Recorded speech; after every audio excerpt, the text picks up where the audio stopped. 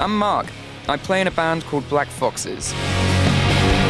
We've played all over the world and we're just about to release our second album. But there's something I've had to deal with which doesn't always make the lifestyle easy. Crohn's disease. It's pushed me to the limit, both physically and mentally, with no known cure.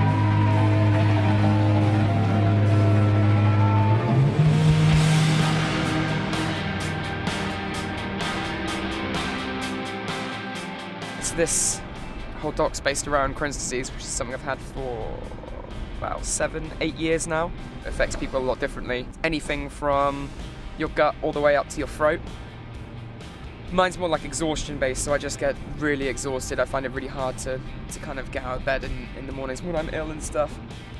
But I'm on quite a heavy treatment for it, which happens every 6 weeks. The long-term side effects, they have no idea what they are, and like you sign these waivers that's kind of hilarious because it's like side effects of death, which isn't really a side effect. At its worst, I think it's, well, I was gonna say stool. That's even worse.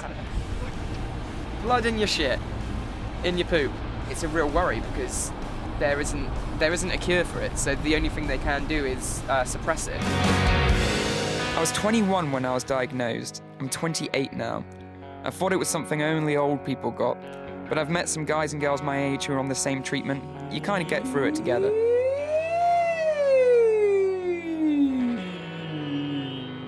This run was one of the biggest tours we've ever done.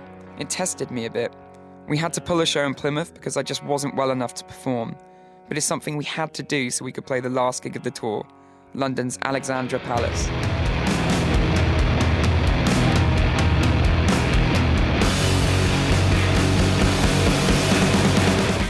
I'm now in what doctors call remission.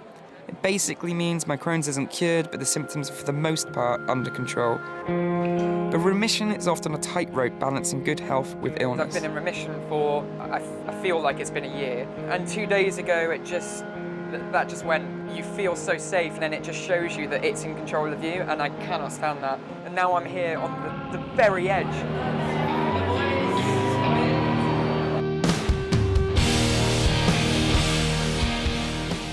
About 3 songs in, I realised adrenaline just wasn't enough for this one. I needed to get out, get some fresh air, to see if I could come back and finish the show.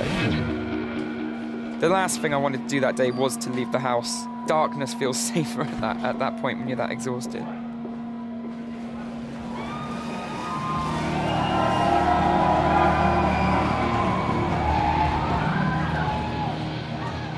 That was one of the hardest things I've had to do, for sure. I don't know what the answer is, but I'm going to make damn sure that we fix it very soon so we can just carry on like normal.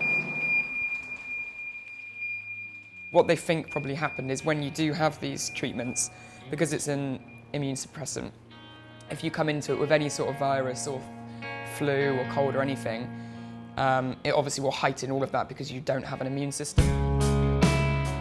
That constant sense of not knowing if or when treatments might or might not work can be a pretty hard thing to deal with. It's something I've spoken to my specialist about quite a lot. At the moment, we don't have a magic wand, one drug, one treatment. What we do have are lots of new drugs and different treatments coming into our toolkit, which will put the disease into long-term remission. We need to be clear with our patients that the first goal is to get them well and not allow their disease to dominate the best parts of their life. This is Ellie, my girlfriend, who usually comes to have my infusions with me. Thanks very much. You're very welcome. I'm just heading back to my mum's house. I just thought we could pick up the dog and just go for a walk around a local park. I always like to sort of clear my head after infusion because it's quite intense. Hello. All right. Classic. Hello, puppy! Hey! Come on.